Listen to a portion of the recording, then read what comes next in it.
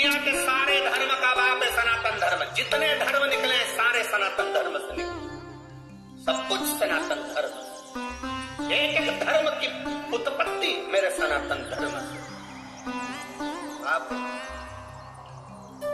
क्यों जाए हम दूसरे धर्म में? हमारा बाप एक, जिसके दो चार बाप होते हैं वही सनातन धर्म छोड़ के दूसरे बाप के पास जाता है। सनातन धर्म नहीं छोड़ सकते। हमारा बाप है सनातन धर्म, हमारा शिव, हमारा ओघड़ी, हमारा भोला। इस व्यासपीठ से पहले से कहते आ रहे हैं, आज फिर कहते हैं, इस भूमि को, पूरे भारत की, पूरे देश की, विश्व की भूमि को, जमीन को खोदोगे, कुछ निकले कि नहीं निकले, पर मेरा कंकर संकल्प तो जरूर निकलेगा।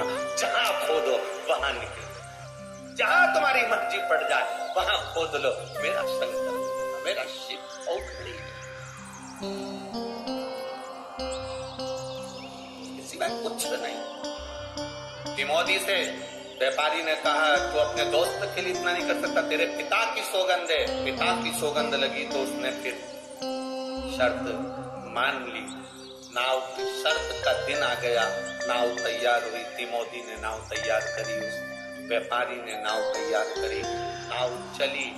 उस दिन ऐसी नाव चली कि आंधी तूफान आ गया और तिमोदी की नाव डूब रही। तिमोदी की नाव डूबी, उसकी नाव आगे निकल गई।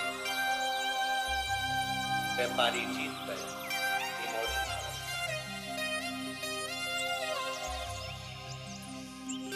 प्रश्न खड़ा हो गया, शंकर जी का भजन करने वाला हार गया। आपको जब दुख आएगा ना तो लोग सबसे पहला यही बात बोलेंगे, तू तो इतनी कथा सुनने वाली, तो तेरे को दुख आ गया। तू इतना पूजन पाठ करने वाली, तेरे को दुख आ गया। तू इतनी शंकर जी के मंदिर जाने वाली, तो दुख आ गया। तू तो सियोर वाला महाराज के बेसा बेसा करने वाली, तो दुख आ गया। तिमोदी भी शंकर की आराधना करता था, नाव डूब गई तिमोदी की जान। कोई तुमसे कहे तू इतना भजन करने वाली और तुझे दुख आ गया, तो उससे कहना ये दुख याद रखना मेरा अपना है। आज का भजन, अभी मैं भजन कर रही हूँ, इसका तो पुण्य मुझे बाद में मिलेगा। जो मैं पूर्व में कर आई हूँ वो तो मुझे आज ही भोगना पड़ेगा। पूजन कर कर भी दुख मिल रहा है, कष्ट मिल रहा है, तकलीफ मिल रही है तो समझ लेना, टेंशन मत लेना। यह पूर्व का कष्ट आज भोग रहे हैं हम, पर आएगा समय अच्छा सुख का अनुभव भी।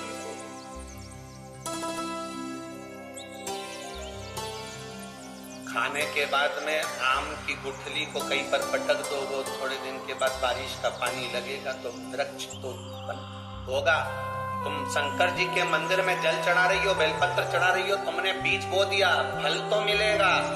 चिंता मत करना, थोड़ा समय लग सकता। मोदी हार गए। व्यापारी आया, 10 नाव मंगी, तो हाथ तेरे हाथ मुझे जाए, मुझे हार गए तुम। हाथ से तो नाव चलाता है, ईर्षा थी ना अंदर, तो ईर्षा बर्बाद का कारण बन, ईर्षा ही तो है अंदर। कई लोग हैं जिनके अंदर ईर्षा झलकती रहती 24 घंटे। कैसे? बस 24 घंटे उनके पास ईर्षा झलकती रहेगी, इसके तो ऐसा हो जाएगा, इसका तो एक दिन ऐसा हो जाएगा, ये ज्यादा उछल रहा है, इसके साथ में ऐसा हो जाएगा। 24 घंटे अंदर से ईर्षा झलक रही है, तो वो बार बार बद्दुआ के रूप में निखर। वो भी तो कुछ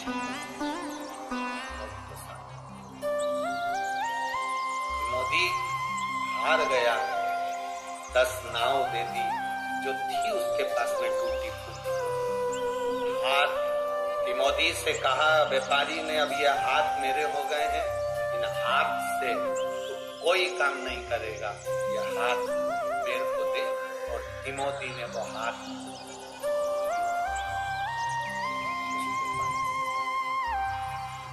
अभी तक तो शंकर का शिवलिंग का निर्माण करता था। घर था नहीं, अकेला था तिमोथी, भोजन अब कौन दे? खाए तो खाए किससे, हाथ तो चले गए। तो रोटी के भी लाले हो गए, क्योंकि हाथ से रोटी।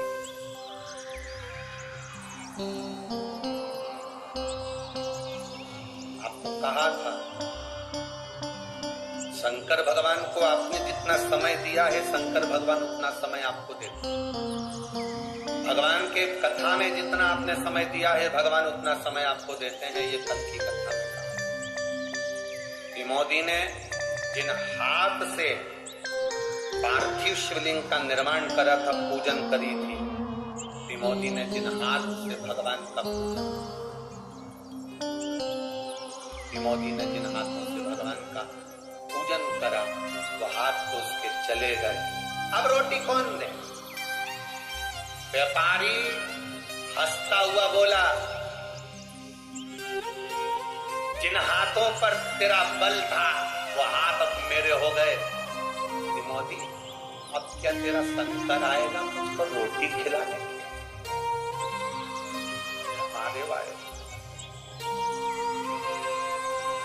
और विपदा की जब घड़ी आती है, सब साथ छोड़ देते। आपको कहा था शादी होती है ना घर में, तो दूल्हे के सब आगे चलते हैं, जब कोई मरता है तो मुर्दे के सब पीछे चलते हैं।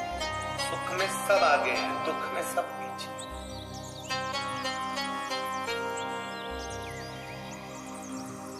दुख में सब पीछे, सुख में सब आगे।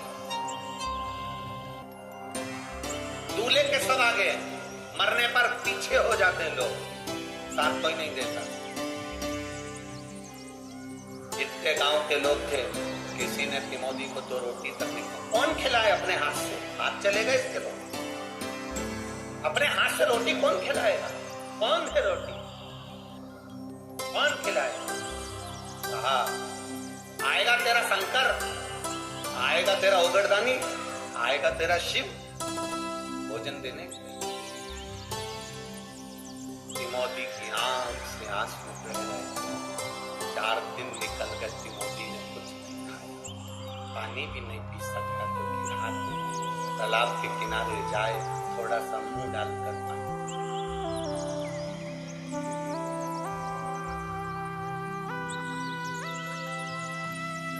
पार्वती जी ने भोलेनाथ जी के लिए भोजन बनाया। शिव जी भोजन करने के लिए जब बैठे, भोजन का स्पर्श मेरे महादेव जी ने करा। स्पर्श कर मेरे भोलेनाथ स्पर्श अपने मस्तक पर से बेलपत्र को उठाकर बेलपत्र से लगाकर जल का सिंचन कर महादेव ने उस भोजन के पात्र पर बेलपत्र को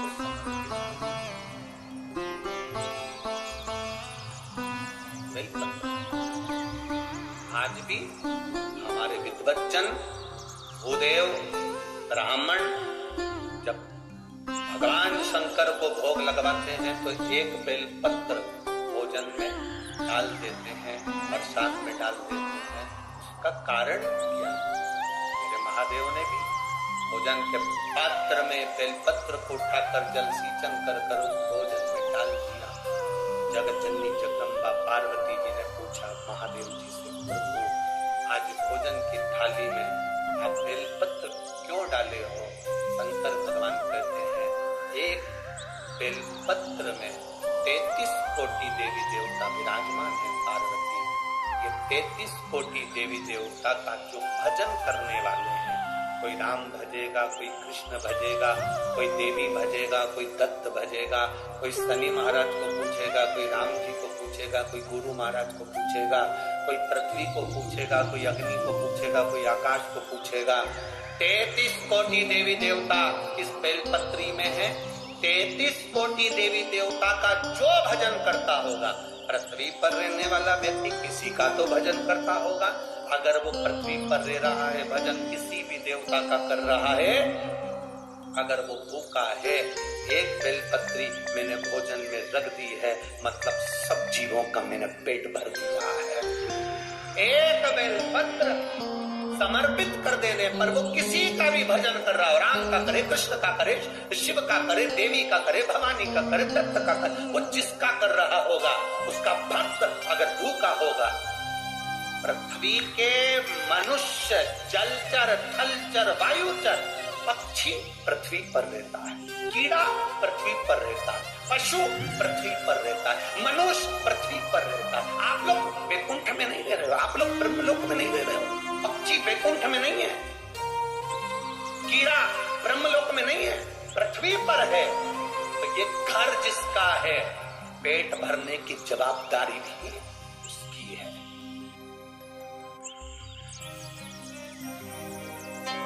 घर किसका है? जवाबदारी उसकी है। पृथ्वी किसकी है? देवाधिदेव महादेव की। आप पृथ्वी पर रह रहे हो तो पेट भरने की जवाबदारी उसकी है। अपने बाप से कहो ना, अपने पिता से, देवाधिदेव महादेव से, क्योंकि पेट भरने का जवाबदारी तुम्हारी है। उसका नाम विश्वनाथ है।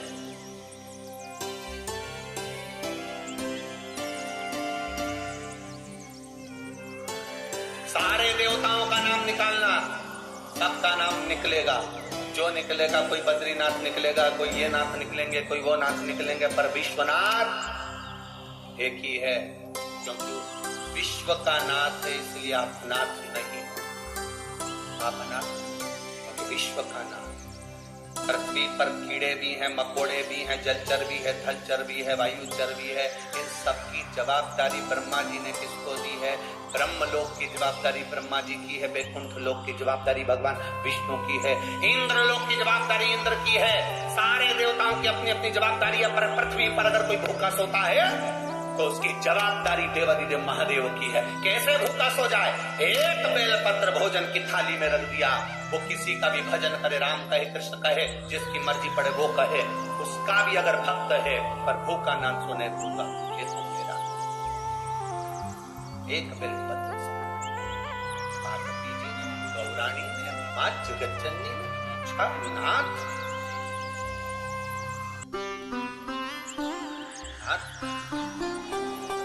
क्या बात है? कोई बात है?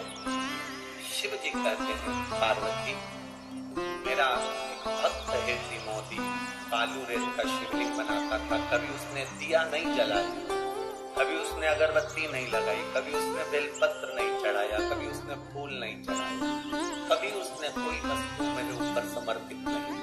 केवल शिवलिंग बनाता था, समुद्र की लहर आती थी, मुझे लेकर चली। बस उसका शिवलिंग बनाना मेरे हृदय के लिए। कल आपको कहा था, मेरा बाबा तुम्हारे नारियल से प्रसन्न नहीं होता है, मेरा बाबा तुम्हारी चिरौंजी से, लड्डू के डब्बे से। हाँ, दुनिया के लोग तुम्हारे लड्डू के डब्बे से प्रसन्न हो सकते, दुनिया के लोग तुम्हारे धन से, तुम्हारे दिए गए नोट के लिफाफे से प्रसन्न हो सकते हैं। दुनिया के लोग तुम्हारी दी हुई वस्तु से प्रसन्न हो सकते हैं, पर मेरा महादेव तुम्हारी वस्तु से प्रसन्न नहीं होता। मेरा महादेव को पाने का सबसे सुंदर तरीका है आपका दिल, आपका निर्मल है, आपका मन। बस उससे भजन करो।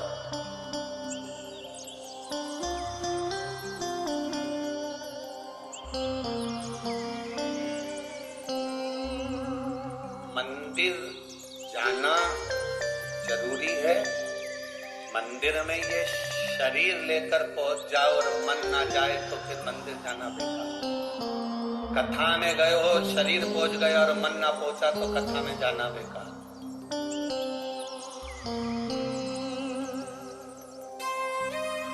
लाखों लोग इस कथा में आज लोगों को लग रहा था सुबह 8 बजे की कथा है, कहां से इतने लोग आए? लाखों लोग, पूरी रोड भरी पड़ी है। मैं चैनल वालों से भी कहूंगा कि रोडों को भी आप अवश्य कवर करें और दिखाएं टीवी चैनल के माध्यम से। पूरी रोड भरी पड़ी हुई है, लाखों भक्त इस कथा को सुन रहे हैं, पर कितने भक्तों में एक सुई भी गिर जाए ना तो उसकी भी आवाज आ जाती है। इतना साइलेंट रहकर आप लोग कथा का रस्ता ग्रहण कर रहे हैं। कहाँ? जहां पर 10 लोग एक सब्जी मार्केट में खड़े हैं तो आवाज आ रही है, एक स्कूल में 10 बच्चे बैठे हैं तो आवाज आ रही है, एक जगह पर 50 लोग इकट्ठे हो जाएं तो आवाज आती है। यहाँ लाखों एक साथ बैठे हुए हो और साइलेंट, एकदम साइलेंट, क्योंकि कथा तुम जो शरीर लेकर आए हो ना, शरीर के साथ तुम दिल महादेव को देने के लिए आए हो, इसलिए कथा का रास्ता निकाला। और जितनी साइलेंट अंदर है उतनी साइलेंट रोड पर है। सुनिए जाकर रोड पर भी जो बैठा होगा उसका दिल परमात्मा में लगाओ। वो शरीर नहीं लाया है, अपना दिल लाया, अपना मन, अपना चित्त लाया। मंदिर में जाओ शरीर लेकर नहीं, ये दिल लेकर जाना। भले तुम्हारे पास कुछ भी नहीं, कुछ नहीं, मेरे पास फूल भी नहीं, मेरे पास जल भी नहीं, पर दिल लाया हो बाबा। क्योंकि जब मैं पैदा हुआ था ना मेरे पास में फूल था, ना मेरे पास में जल था। जब मैं पैदा हुआ था तूने दोनों आंख बंद कर कर, कान बंद करे, हाथ मुट्ठी का मन, छोटा सा शरीर, बुड़ी बुड़ी करा हुआ, तूने मुझे पैदा करा था। कुछ देकर नहीं भेजा था, केवल मेरा दिल देकर भेजा था, वही तुझे समर्पित है। क्या वो एक गीत की लाइन तुम्हारे सामने होना चाहिए, और क्या दूं मैं तुझे दिल के सिवा, तुझको हमारी उम्र लग जाए। हम क्या दे सकते हैं अपने महादेव को, हम क्या प्रदान कर सकते हैं?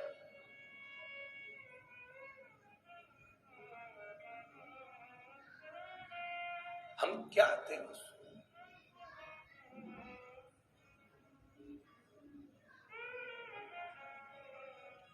तो कहे कभी फुर्सत हो तो डमरूधर निर्धन के घर आ जाना। जो रूखा सूखा दिया उसका भी भोग लगा जाना।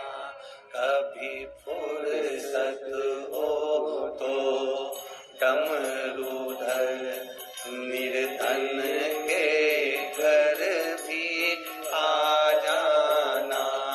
कभी फुर्सत हो तो डमरूधर निर्धन के घर भी आ जाना। जो रूखा सूखा दिया हमें उसका भी भोग लगा जाना। कभी फुर्सत हो तो